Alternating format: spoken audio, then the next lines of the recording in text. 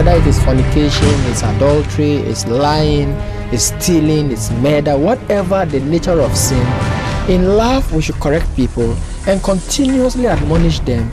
And even talking about abuse, even some pastors abuse their wives. I think it is high time we begin to teach them that it isn't just about this woman is beautiful, this man is fine, so that you can point to people, this is my husband. Exactly. It takes a lot to be in marriage. Oral sex has a lot of implications, and one of it is the fact that it is one of the easiest way for the transmission of sexually transmitted diseases. Trying to get something from somewhere you don't like, you will chop their money, and that money you eat fufu with it can block your womb. There is a woman who is praying, but most of these young girls don't know that they are enlarging. You see, so most married men go out there and lie to innocent girls. That who told you are innocent? These hypocritic girls. Some of the girls are innocent. Because I know some girls who will tell you that if you are married, forget.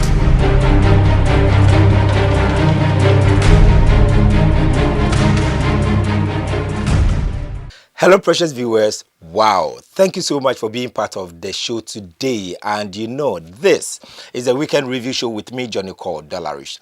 I mean, please call somebody also to call somebody to tune in to watch this program, because here we say we are bringing the family together, reshaping society for tomorrow's generations. Yes, we do believe in the next generations. And I have this wonderful guest with me on set, but we'll take this quick break. When we come back, we'll be discussing our topic of the day. But we have our WhatsApp line up screen and our Facebook page, Weekend Review with Dollarich. Just get connected with us. Let's do the show together. But every Sunday at 10 p.m., don't miss it, Redeeming the Family Glory, an hour to pray, to intercede for the family, for the unseen. I mean, things that are keeping the families under bondage. We say we are breaking them and we are bringing the beauty of the family back. Please, let's take this quick break. We'll be right back. Don't let anybody put a promise ring on you for 1 year. He's not really going to see your parents. He's not going to do anything. Then you are dead. No. It is even sexual harassment to expose your body, those parts that induce sex. Women take into consideration so many factors before they allow you to have sex with them. So before your wife will think about that man, and allow it means that he has developed some kind of affection and love, and then he has started hating you. Why he said that when you see your daughter's nakedness, you feel aroused and you feel like having something to do with your daughter? Hey! Let's check who trained you. You are disgracing your family. Hello, precious viewers. The name is Johnny called Dollarich, and the program is Weekend Review, right here on GTV Live, Your Religion and Culture Channel, showing every Saturday at 8:30 a.m. and a repeat at 7 p.m. Weekend Review, bringing the family together, reshaping society for tomorrow's generation.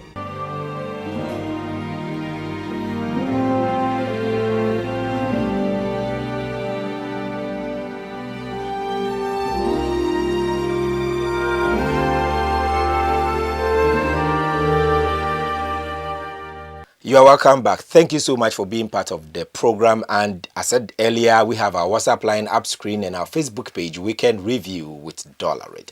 Just get connected with us. Let's do the show together. But please call somebody also to call somebody, because the topic we are about to discuss, it will interest you so much. In fact, it has to do with the family.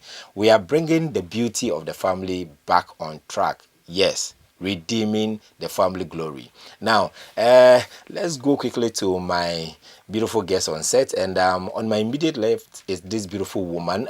She'll tell us where she's coming from and her name. You're welcome. Thank you. All right, my guest would like to know you. My name is Reverend Mrs. Gloria Kafui Lamte. I'm from Believers House of Worship International, and I'm the wife of Reverend Abraham Lamte. Wow. Thank you so much for coming. Thank you for having me. Thank you so much. And if I ask, how is the family? The family is doing well. We thank God. Thank God. Thank God. And on my far left is this handsome man, and he also tell us where he's coming from and his name. Thank you. My name is Reverend Jonathan Mate. I'm the senior pastor of Spirit and Word Church. I'm married. My wife is called Josephine. Wow. And I'm also the acting deputy registrar of the Pharmacy Council. Wow. You're welcome. Thank you, sir. It's a pleasure having you on set. We are honored. Wow. And viewers, we are coming to discuss our topic of the week, and today we are looking at in-laws' expectations and demands. Now, call somebody also to call somebody, because I know when it has to do with this issue, a whole lot is happening in some families that sometimes it just takes the grace of God to go through what is happening. But we are believing God that something positive will happen after this show. Some reconciliation and some checks and balances will be put in place. Let me go to, they said ladies first. I honor my lady. Okay. Reverend, expectations and demands are huge things. I mean, when it has to do with the in-laws, you know. But let's see. What do you make of this first? It's a very sensitive topic. In-laws, their expectations and their demands. In this part of the world, our mothers-in-laws have been branded witches. And the daughters-in-laws have the mindset. Some even say that I want a man that is an orphan because of the kind of things they see in other people's homes. And then the mothers-in-laws also place so much on their daughters-in-laws. They don't see them as their daughters. They see them as competition and opposition. They feel that they are coming to take their position in their sons or their daughters. It's like, but mostly it's in the other side, the man's side, that becomes a very difficult place. But I believe that the demand should not be too much on in-laws, because if your son or your daughter gets married, you have gained a daughter or you have gained a son, and so you must treat them equally, and the demands you put on your own children should be the same. You shouldn't put anything extra on somebody else's child, and it becomes a bone of contention, and eventually it breaks up most marriages. I see. Seriously, some mothers-in-laws even leave their homes to go and live with their children as early as 3 or 4 months into their marriages. And it's like, oh, my child doesn't eat okra, don't cook okra, don't put onions in, don't put garlic. I mean, trying to control the home. The demand is so enormous.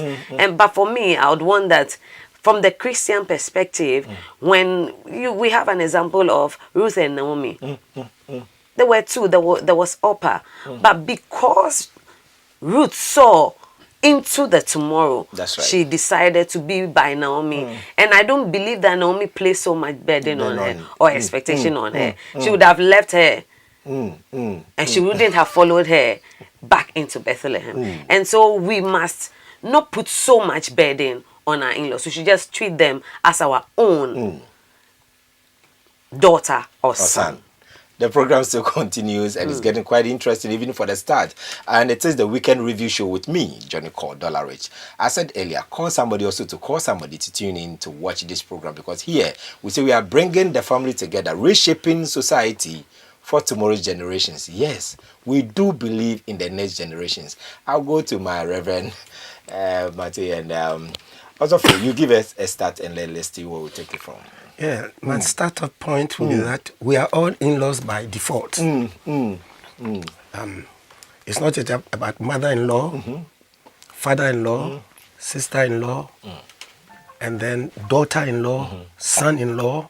I believe everybody watching this program, you are an in-law in some respect. That's right. So there's no way marriage can thrive without in-laws.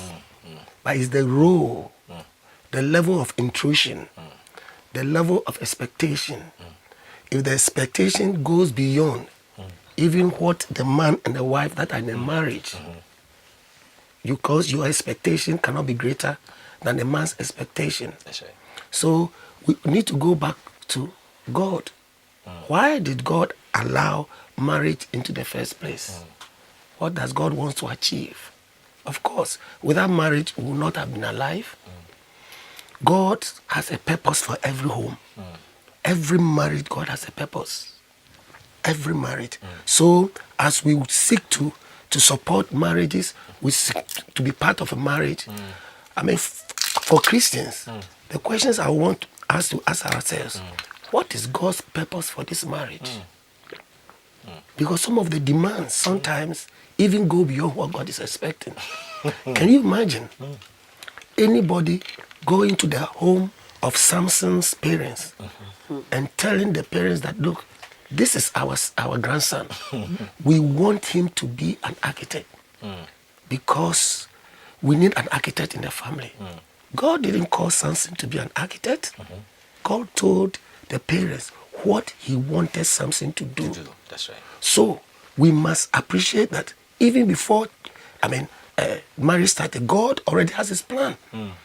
I will take example of Jeremiah. God told Jeremiah, before you were formed in your mother's womb, I knew you, right. and I set you apart, and I appointed you to be a prophet. So before I make an input into a marriage, if I'm a Christian, I must want to know what is God's purpose for this marriage. If we will do that, many of the hurts, the bruises that third parties have inflicted into marriages will not have been there. I believe in-laws can play a very wonderful role. And as we progress, we'll see good examples in the Bible from them. And of course, not too good examples. So, an in-law listening to this program, I want you to ask yourself, what am I supposed to do to make that marriage of my brother, my sister work, or my own marriage? This is where I would stop here. All right. Thank you. Wow. I don't know about you, but I sense from what he's saying that if you are not an in-law today, you will surely be an in-law tomorrow, because your son or your daughter you are putting him or her through that issue will also one day become an in-law. This is the reason why I have to call somebody to watch this program, because here we say we are bringing the family together, reshaping society for tomorrow's generation. We want harmony in our homes. I'll go back to my beautiful woman, and then I'll ask you this question. In-laws, sometimes before these demands and expectations come in, probably it all boils down to where the relationship with their sons or their daughter have started. The kind of inputs. The child's upbringing and all this. And then sometimes some of the women said, if you know how I've toiled for this, my son or my daughter and all that. And therefore, sometimes they want an equal return of whatever they put in there. Should that be the case? As an in-law, you are just a vessel God used for that man or woman to come into the world. Doesn't mean you should take dominion or rule that person's life. Bible says in Genesis 2 that a man shall leave his mother and father and cleave unto his wife. Living mentally, living physically, living spiritually. You must live. Living in effect doesn't say don't take care of your mother or father, but your affair stays with you and your partner in that marriage. You can lean on your parents for their rich experience to advise you, but for them, not for them to take control or take charge of your marriage. You told for the person is taking care of you. Doesn't mean that you should control their marriage. Nobody controlled your marriage. When you were young, if your mother-in-law was coming, you would complain. You will brand her a witch. And today you are also a mother-in-law. Once you told, doesn't mean that you should take charge over another person's home. It is not done anywhere. You must just be there. And then when they come to you for counsel, you give them good counsel and then move on. You must not be the Superman in that marriage, dictating what they must cook today, how much housekeeping money the husband should give to a wife. Go as far as looking into the soup of the woman when she's cooking. Why is there so many meat and fish and this thing in your soup? You are spending my son's money. That's right. and all that. For all you know, it's the woman's money too. What you don't know, you don't judge. That's right. So it's about time we put certain things to right. You told for the man. He didn't ask you. You brought him into the world and you took care of him. In fact, it's your responsibility. Your responsibility. That's right. The onus lies on your son or daughter to reciprocate back to you what you did. But that doesn't mean he or she owes you her life. And before she even goes out, she must come to ask you permission. So it doesn't become a demand. No, not at all. I'll come back to you. Okay. Reverend Martin, let's look at this. You know, like she's rightly saying, you don't have to make it so strict that, okay, fine, I'm taking care of you, so everything have to come back to me. I also have to enjoy.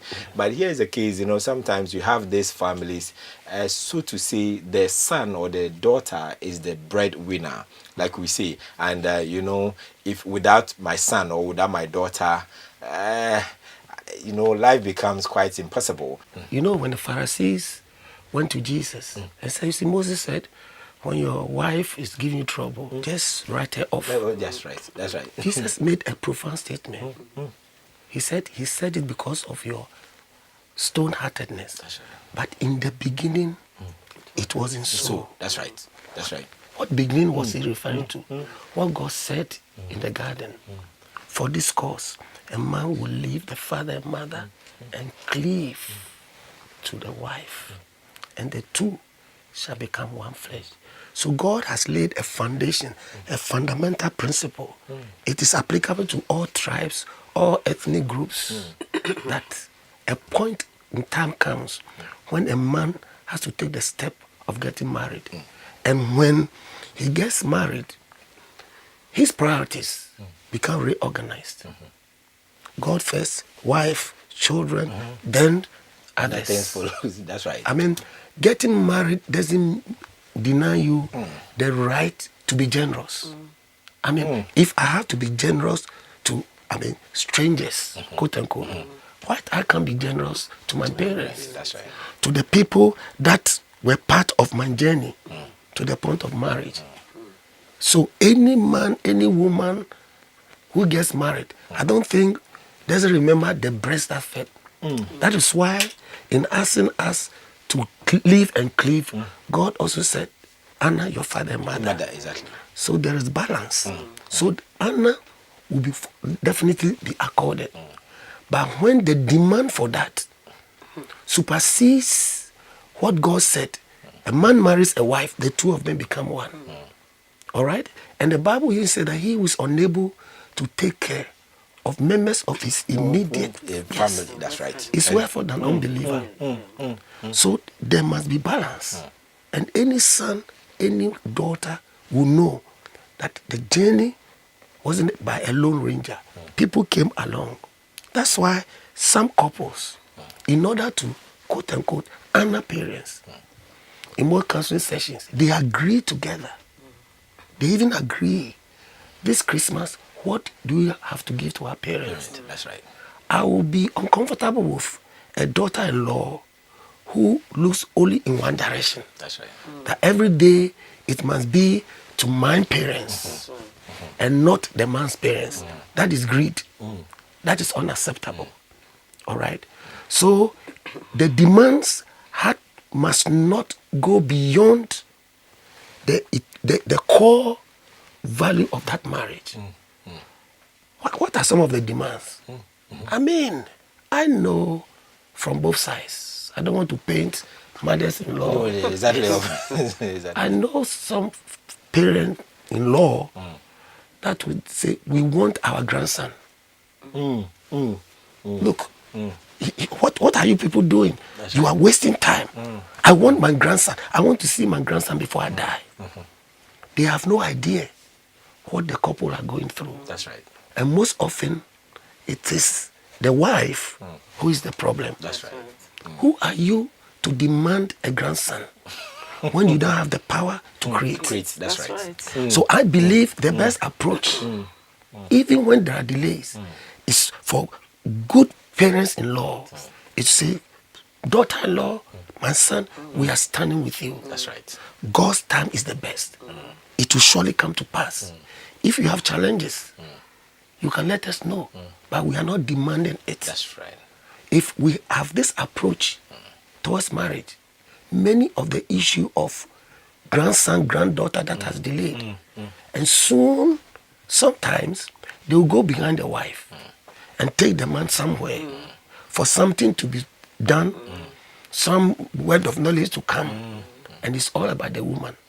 I mean, are people telling us that Abraham and Sarah didn't have parents? John the Baptist's parents didn't have parents? That's right. So God, as I said from the beginning, has a purpose for every marriage. If you don't know that purpose for that marriage, don't make demands that are outside God's plan. There are examples of very good parents-in-law in the Bible. I mean, we cannot, for some practical reasons, even tell your in-laws not to come around. Let me give an example of one great man of God in the Bible. Because of God's assignment for Moses to go back to Egypt and lead the Exodus, Moses couldn't go with the wife Zipporah and the children. So who were taking care? It was Zipporah's parents. That's right. So a time comes when the role of in-laws, grandma and granddad, That's right. becomes unquestionable. And that is why, as a son-in-law or as a daughter-in-law, I must honor them. That's right. All right? And Moses appreciated the role. Many, of in-laws are playing the role of carers. They running crash, quote unquote, That's right. so that the daughter and the son Then can can- concentrate exactly, well. exactly. The way we live today have changed, where men went to work and women were at home. So God in his wisdom creates this environment. And that is why I believe that we should not have the picture of every in-law, like my dear sister said, my mother-in-law is a witch, like they say. No, because there will be a role she will play. And it isn't a pleasure that you leave your daughter, your son, to your mother-in-law and go to work and come back and take that child. Moses did that. And it helped Moses' ministry.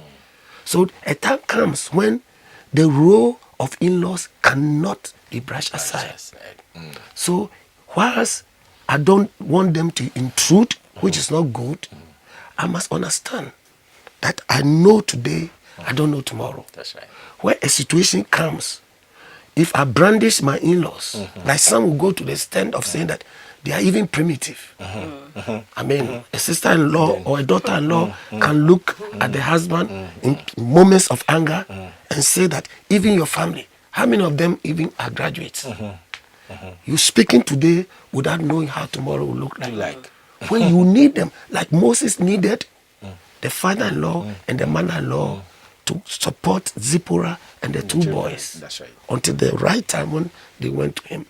So I'll go back and said we need to balance our acts very, very well.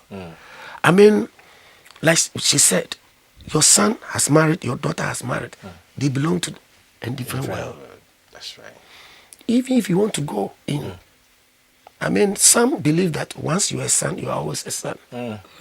Some in-laws will not announce their arrival. They come in. If you read Genesis 18, that I will ask readers who have time to read about Jethro. When Jethro wanted to take the daughter, Zipporah, and the sons to Moses, he sent advance notice. That's right. It is in the Bible to inform Moses that, oh, Moses, I'll be coming along with your wife and children. I believe Jethro offers one of the best examples. He recognizes that Moses is the head of the daughter, even though the daughter was staying, with him. When it was time for him to go and visit, he sent a message ahead. And for me, it is one of the best examples. It means you are acknowledging your son's new role. That's right. As a husband and as a father in charge of a home. So you're going there, as it were, is even subject, to him. It should not be a surprise to come and stay, without... You come unannounced and you come in. You come in. And Jethro, when he went, he sat down and looked at the way Moses was going about things. He called him and said, my son, you kill yourself by the way you are leading these people. The work is too much for you. Look, Select a few people. Let them take up the minor issues. And you take the major issues. And it shall be well with you. His approach was said that Moses could not resist that counsel. If he had come, look, I'm your father-in-law. I suffer so much for my daughter. All right? This is the way I want it to be done. My way. This is my way.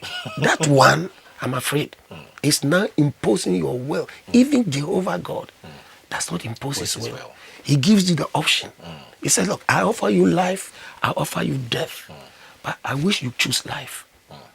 When we approach our in-laws, maybe daughters-in-law, son-in-law, with that attitude, I'm telling you, they will always welcome your visit.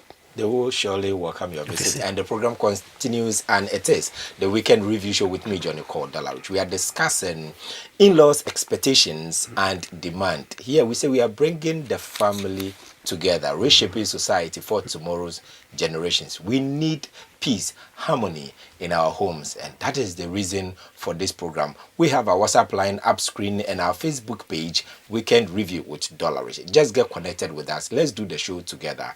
Call somebody also to call somebody to tune in to watch the program.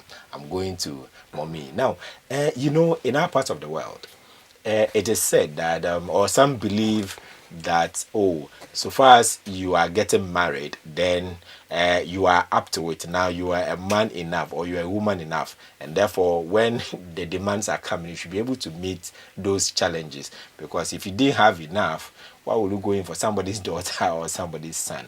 How do you handle such a thing? It is a requirement of God. That was the first institution he put together. After creating everything and then creating a man, he said it is not good for a man to be alone. And I'll make a helper suitable for him. It's not that the man has arrived, that is why. It just comes to say that he needs a helper. He can't do it on his own. He needs help. And so that is why he married. If we come to understand it that way, we wouldn't think that the man is rich or has arrived. That is why he wants to. And that brings me to this craze now that very extravagant weddings and things we put together. And that is why people think that, and even the in-laws think that you have arrived. If you can put together this huge wedding, then you should be able to take care of me. The wedding doesn't make the marriage. The wedding is a weekend event, and the marriage is a lifetime event. And so we should concentrate on the marriage. That is on the light side. But I want you to understand that it is not his fault that he married. And so you must put everything on him. It is a requirement of heaven. If you are a believer or a child of God, when you don't, and you're growing up and you don't marry, you'll be indulging in other things that we can't even say on set today.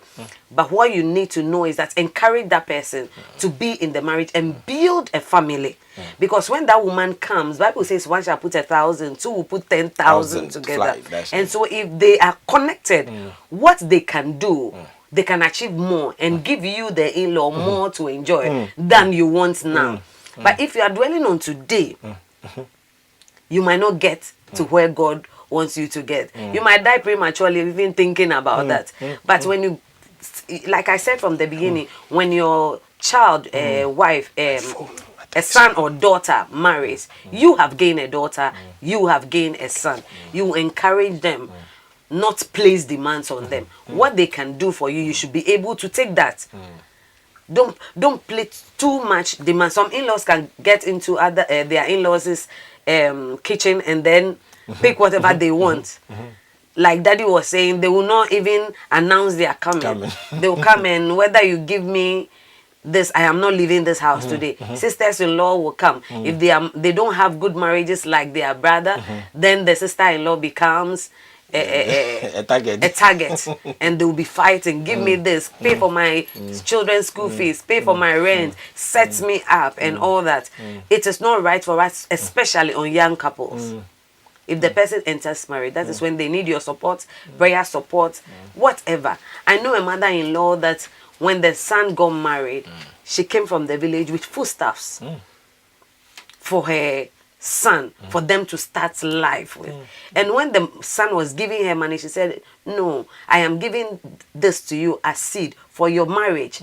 When things become better, remember me. And I think that that's an example of a good mother-in-law. But once the wedding ends, the next week, you come, pay your niece's school fees, pay your nephew. I'm going for a funeral. I need a black cloth. I need a white cloth. I need this. And I don't think that that is the right thing to do.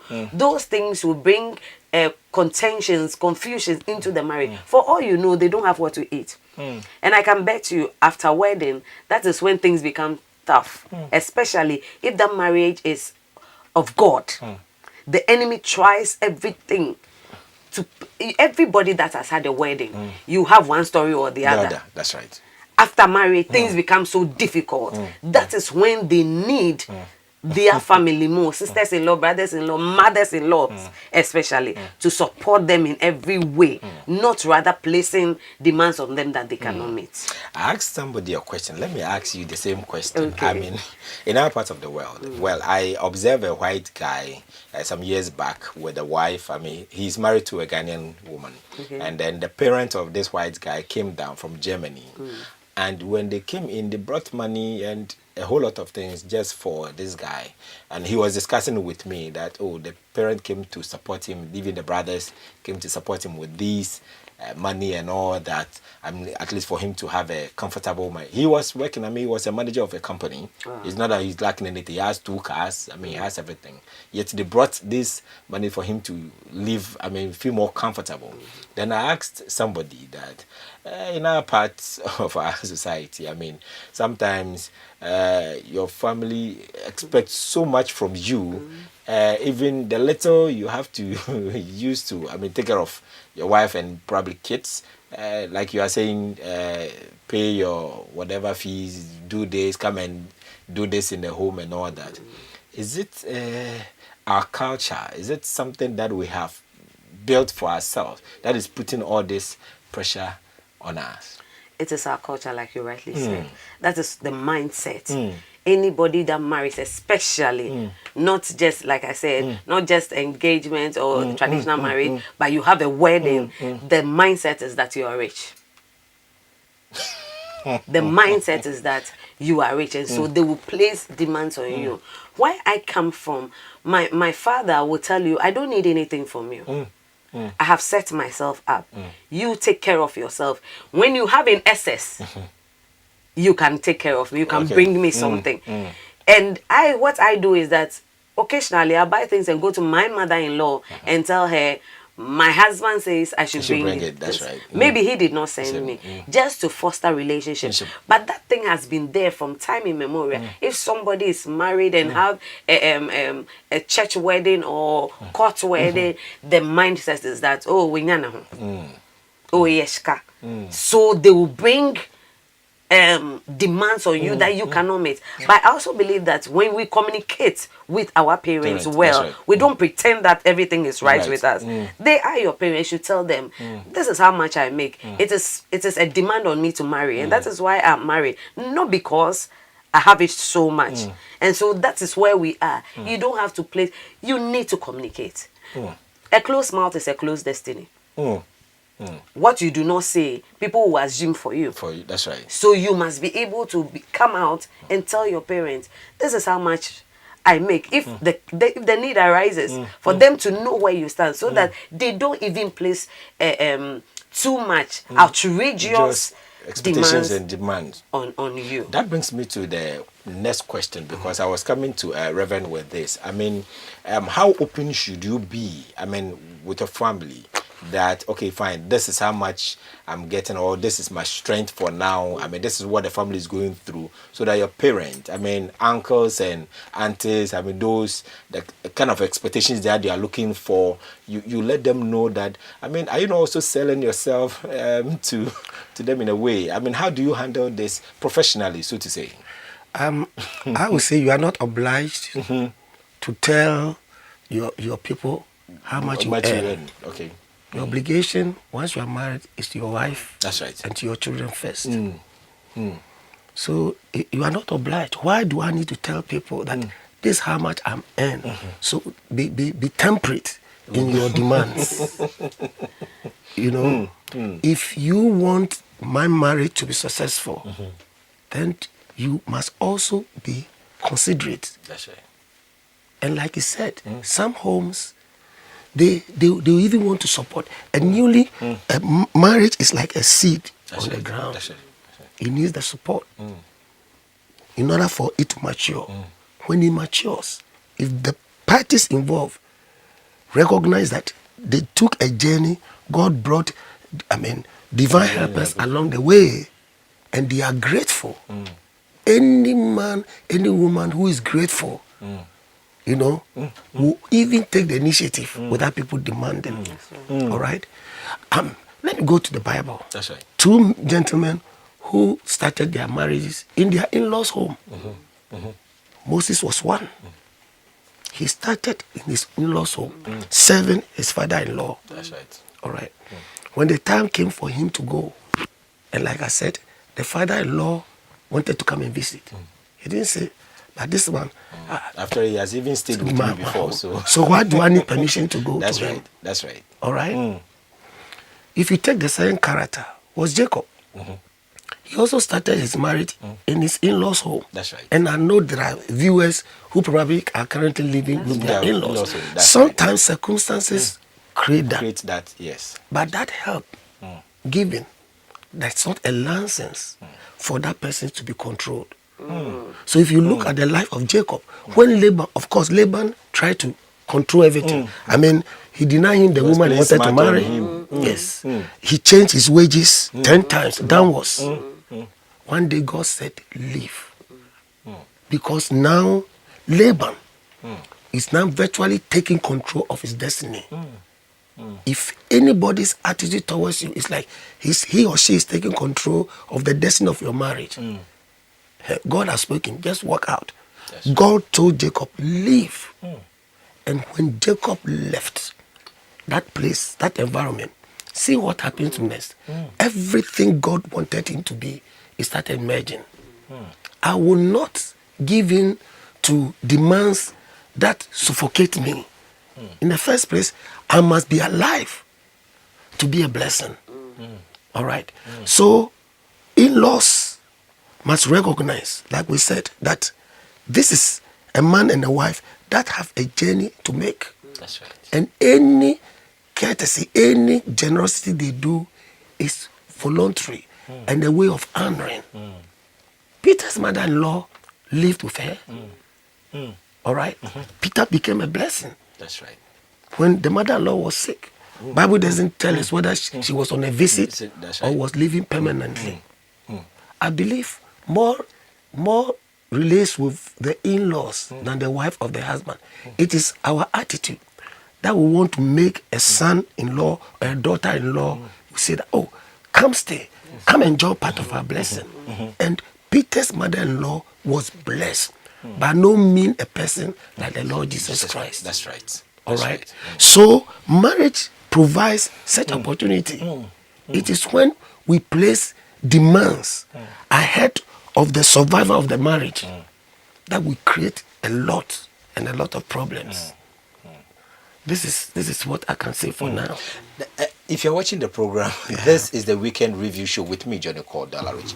We have our WhatsApp line up screen and our Facebook page, Weekend Review with Dollarich. Just get connected with us, but call somebody also to call somebody to tune in to watch this program. We are discussing in-laws, expectations, and demands. Look, something is happening out there, and I know, look, I'm very sure after today a whole lot of revision of notes will be made, and harmony will begin to work in some homes to the glory of God. But let me go to Reverend Mrs. and let's see this. When Reverend was talking, he was talking about something that, you know, sometimes you are even living in the in-laws house or home, and you know, they are supporting you, but sometimes because you are there, then the expectation, I mean, they put all this barricade, you know, they put you in a fix, and you you don't even have a way out to do anything on your own. I mean, whatever you do, they are soldiering it. When you get to such stage, and I know a whole lot of bunch of people are in their in-laws' homes, I mean, for one reason or the other. When you get to this stage of your life, do you call for divine help to move out, or you manage your affairs? Of course you call for divine help to move out, because there is no way, like Daddy was saying about Jacob and Laban, he had to hear God, and when you hear God to move, you must move. If you hear God to move and you remain, you might die in the process. Wow. Because when you hear God's voice, you run with it. That's right. Abraham was in his father's house. God said, leave. He left, and when he left, God blessed him, and he became the father of many nations. So when you hear God's voice, like Laban heard God's voice, he had no choice than to move out. When you are there and your spirit man, there are some men staying in their wives' homes, and it becomes like you become like like a foolish man. You know, and everybody uses you anyhow, because today you don't have what it takes to move out. They will tell you in this part of our continent, men don't stay in women's houses. Even if it was the consent of the woman's parent, they'll still be using you. Sisters-in-law will talk to you anyhow. Brothers-in-law, if the least person in the house will not even respect you because you are living in the house. And of course, it depends on the kind of home you are in. Some homes are really godly, really trained, and they accept everybody. That's right. Some homes too don't. They think that once you are there, you are a slave. I know of a case like this, and the man washes everybody's things. The Jesus I know. Yes. The man washes everybody's clothes. You go and the man is pounding fufu or palm nuts for palm soup. And sometimes you look at it and you ask why. But if you're able to move out, you will feel that you are a man. At this point, you are not a man yet. Because Bible says live and cleave. It didn't say remain.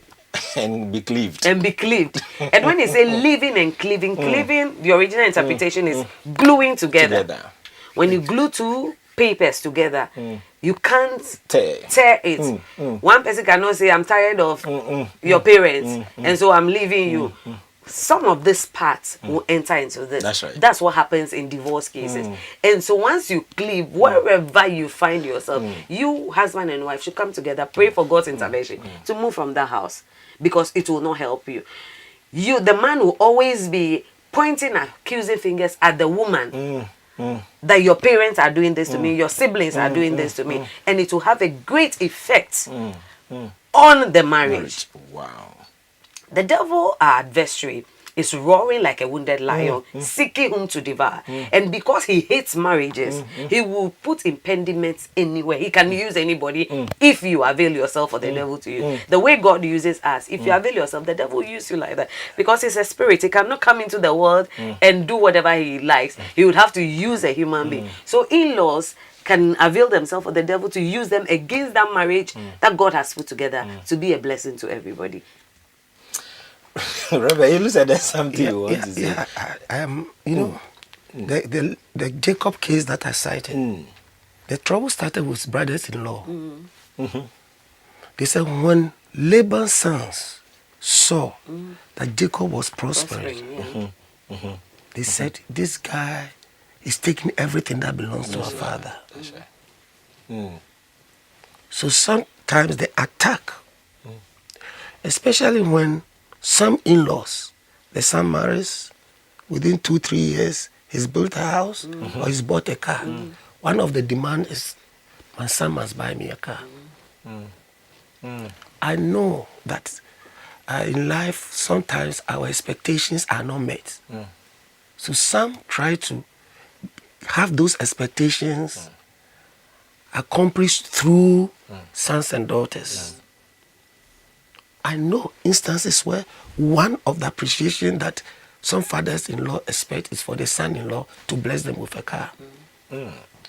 And as a Ghanaian, an African, let me say, some of the challenges we are having in our civil sector, public sector, quote-unquote corruption, some of the demands we impose on people, it said that he must find all means possible all means available to prove that he's that son-in-law that has been advertised. That's right. And so we end up altering figures because we want to meet a particular demand. I don't think it's fair. Of course, the African culture is the communal type, where it's like everybody makes contribution to it. When I was growing up in a village in the eastern region, sometimes a whole week, I won't eat my mom's own food because the compound house, every mother will serve your food. All right? When you are such a person and you grow up to be somebody, all those homes will expect you pay back. There's nothing wrong with it. It is attitude. Attitude makes a lot of difference. Attitude will open doors or close doors. If your attitude is not that it is a must, it's my right and entitlement to get this from you because I paid your school fees at one point in time. It is a wrong attitude. And God reacts to it. Let me give you a clear example in the Bible. If you remember when Jethro took the daughter to Moses, afterwards it created a family conflict. They said Aaron and Miriam spoke against Moses on account of the wife. It wasn't because some believe she has a different color. It's because the presence of Zipporah was too much for Miriam to stand. All along, Mrs. Moses wasn't around. And Miriam, being the sister, was like the star. Every woman in the camp at that time had to go and see Miriam. That's right. Now, for the first time, the people saw that the real first lady had come to town. So the attack started. Everything changed. And that's what happens with some sisters-in-law. When they believe they've played a role in the life of their brother, and a woman comes, they think their glory is being swallowed up. Why will Aaron also join? Because the advice Moses' father-in-law gave meant that Aaron's influence had been reduced. Because apart from Moses, it was Aaron. Now, Jethro's advice was that Moses should look for about 70 other people who will also handle. So Aaron got peeved and they all attacked the lady. So some of this hostile in-law attitude is because of what they think they are losing. Because a son or a daughter is now married. You know? So attitude is one of the pillars that can make marriage successful. I mean, if your brother has married, your sister has married a rich man, let that rich man, out of his own volition, decide how can I extend the blessing beyond my wife to others. I've seen husbands that get offended. They got married. Now every request from the rest of the woman's family come to the man.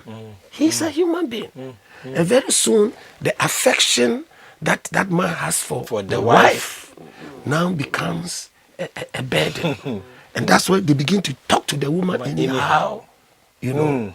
But I believe if people will be patient and their demands are not self-centered, which man will not want to honor the family of the first lady in his life?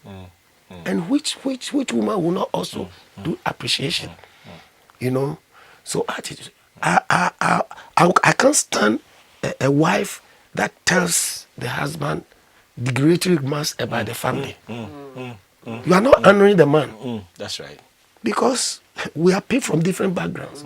It wasn't my fault or anybody's fault to be born into a very poor home. That's right.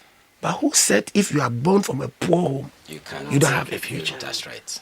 That's right. So attitude. And God will always intervene. When a daughter-in-law is being mistreated, God will intervene. God dealt with Miriam.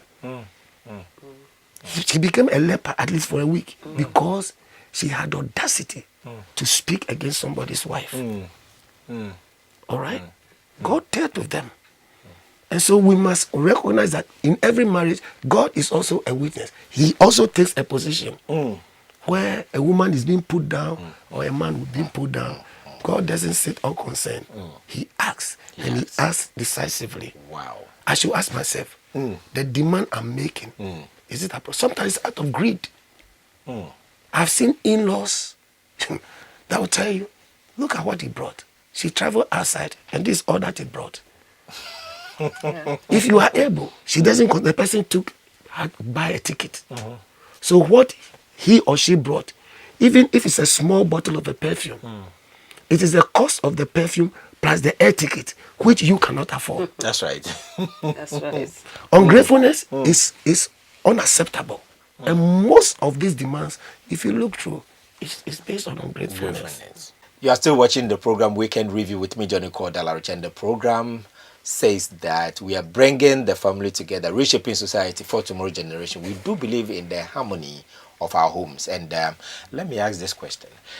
You know, in some homes, it's very visible. You can see that, I mean, by the attitude of in-laws, that they are losing, literally, they are losing their sons or their daughter, and they are not prepared. They are not ready to let go. So the son is cleaved to a lady, or the daughter is cleaved to a man, yet you see them part of the cleaving. How do you handle this? It's a very serious issue because, like I said from the beginning, a lot of mothers-in-laws, fathers-in-law go and sit on their children, even when they are not prepared to have them. If I always speak from the Christian perspective, that's right. If you have a son and the person is married, and what you need to do is pray. Because I don't know what prayer cannot do.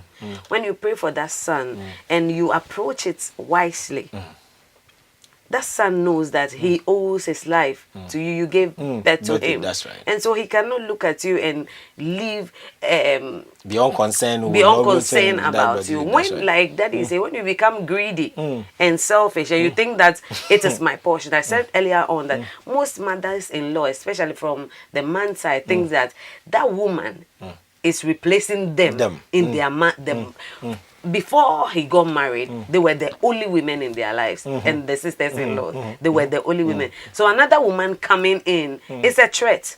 Competition. But I don't believe that it should be a competition. It should be completion. We must complete one another than compete against one another in marriage, in-laws. And when you become that in-law that you go and sit on your child, you become an outlaw, not an in-law.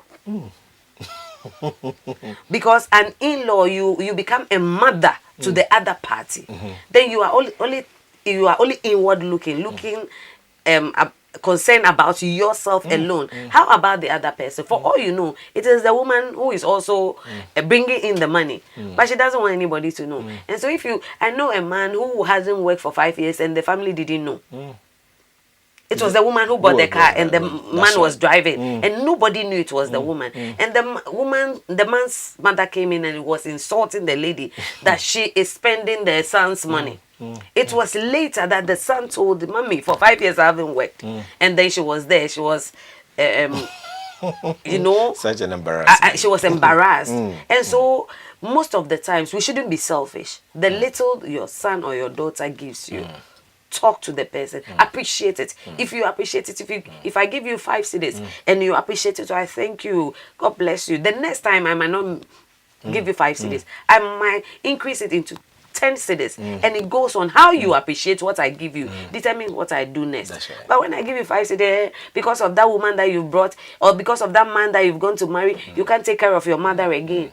And I will not even come the next time to give for you to start complaining and insulting. What you need to do is that what we all need to do, because we all become in-laws. I have a 22-year-old boy who is growing fast and who will become a husband to another wife. So what we do today determines where we'll be tomorrow. And so we must come to a place that we should be very grateful for what we have. And it is the blessings of the Lord that make us rich. That's right. And add no sorrow. That's right. Because if you are in God, that 5 cedis that your son gives you, it will multiply into 50 Ghana cedis. It's a blessing. It's a blessing. you need to be grateful for what our children do for us. And children out there who are married, sons, daughters that are married, we must take care of our parents because it is an order from God. And that is the only order with a promise that you honor your mother and father, and so your days on this earth will be prolonged. Now, that brings me to this interesting point. I know you have something to say, but you know, there are some in-laws, I mean, sons-in-laws and daughters-in-laws, and you could virtually see that they are not actually extending any hand at all to their in-laws. I mean, they are, I mean, it's blackout. Nothing is going at all. Could it be that probably life is quite challenging for them, or could it be that they are being, excuse me to say, stingy? I believe they think they've lost something. When, quote unquote, that brother or sister has been a breadwinner. So it is a reaction to what they believe they are losing out. And in expressing it, they create hostility. My sister said earlier on that a son or a daughter that marries must be welcome home. That acceptance is primary. Wow. It's key. Anyone that feels unwanted obviously will not flow. And there are people married and they feel unwanted. The marriage that was supposed to bring joy brings out tears. So if somebody marries into my family, the family that especially for the woman has come must demonstrate acceptance of that person. They should forget about their definition of what an ideal woman was. That's right. Who was born ideal? Who was born ideal? But we all grew up learning through experience and education to be what we have. Give that new daughter-in-law time so that he will pick up, because it took people patience for you also to pick up. She must come from a village where nobody puts on wig. Whether you like it or not, that love doesn't define the type of wig you wear. Your brother has gone for her. If that is the standard in your home, give that woman time to pick up. But if you make remarks, sometimes in the presence of the lady, my son, who bewitched you to go for this? They say it. That woman is also a human being. Once she begins to see that I am not wanted, she has to secure and defend herself. That's right. That's right. You know? So she must not be a subject of discussion and going around. Don't worry about the taste of her food. One day, how she prepares food, once it is suitable to the husband, it matters not what the husband used to take. And we meant to, the comments, you have no right to tell your wife that my mom's food tastes better. You are not being fair. It means that you want your wife to be like your mom. Which is not possible. And the moment you make that, you are creating enmity between your wife and the mother-in-law. Your wife needs compliments and not derogatory remarks. That's right. Because you can't marry your mom. Give that woman the opportunity to be herself. And you will soon realize that she even has what it tastes better than your mom. So our remarks as even married people can make in-laws hostile or friendly. An undeserving comparison is inappropriate. I believe that is why God's plan is that cleave to your wife and the two of you shall become one. You know? And you become one through process of time. That's right. You came from different backgrounds with different training. You are now merging two habits and attitudes into one.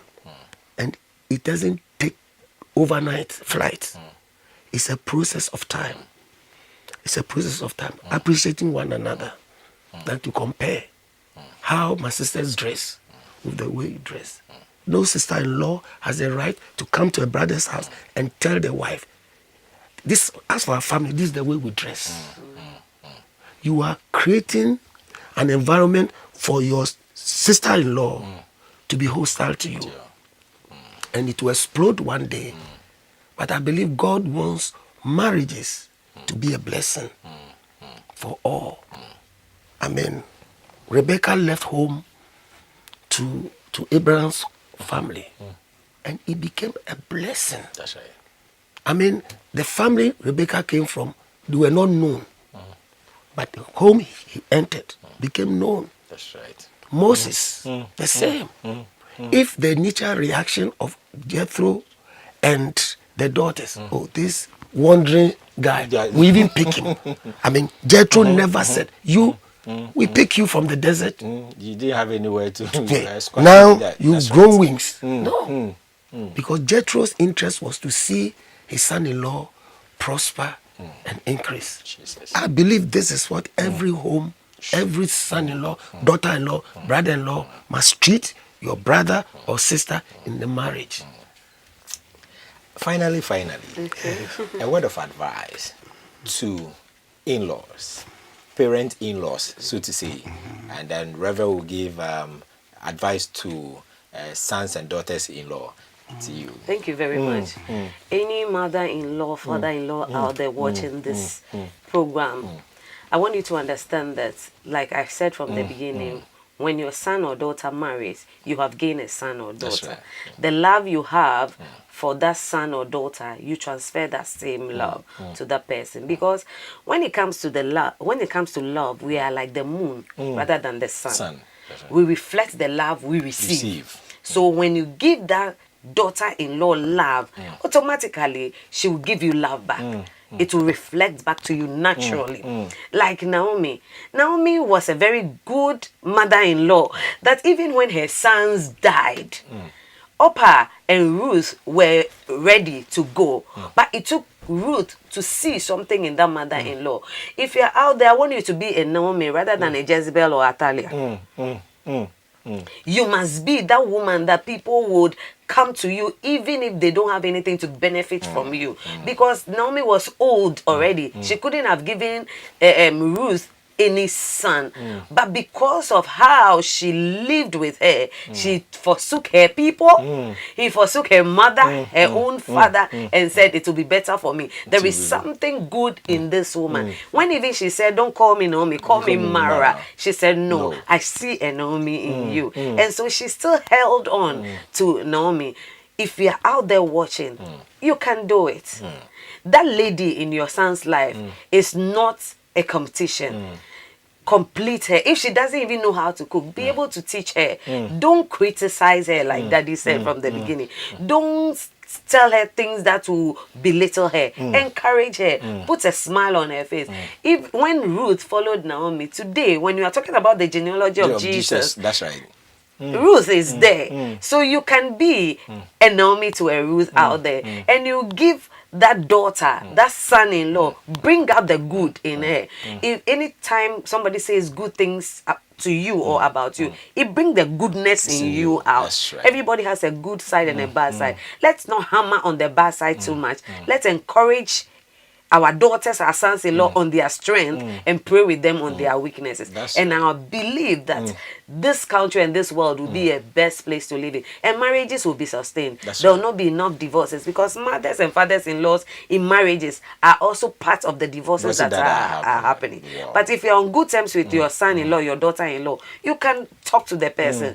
My son, don't mind my son. You can even side with your daughter-in-law against your son because the person is your son. That's right. And later on you can close the... You can go and patch up. But you tell the person, this is what my son likes. This is how you coach your daughter-in-law to become the better cook you are today. Not demean the person and say things about her or gossip about her to other people. And I believe that I can see a good mother-in-law, a good father-in-law out there who wants to make their sons and their daughters' marriage work. It is possible. It is doable. You can do it. Stop looking and listening to what is going on. You be a different mother-in-law. You be a different father-in-law. And Bible says wherever you sow, you will reap. If you are a good mother-in-law to somebody else will be a good mother-in-law to your daughter out there.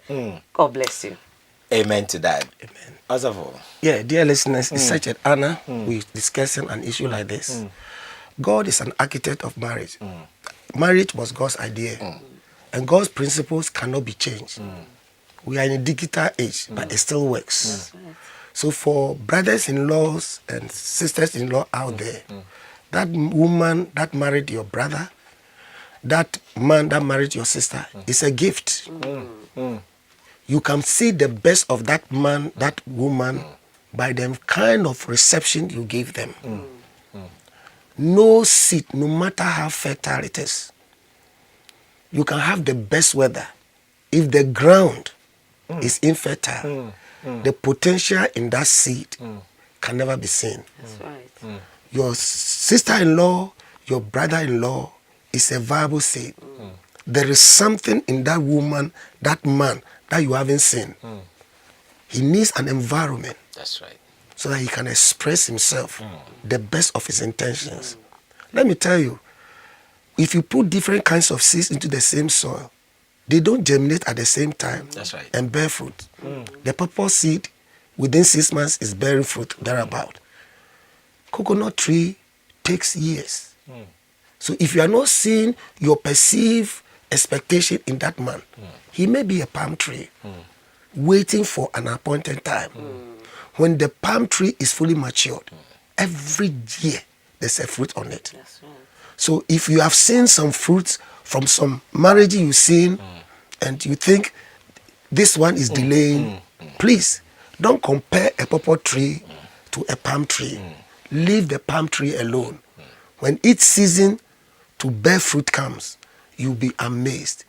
So support that brother's wife, that sister's husband, with your prayers, with the right attitude. That's right.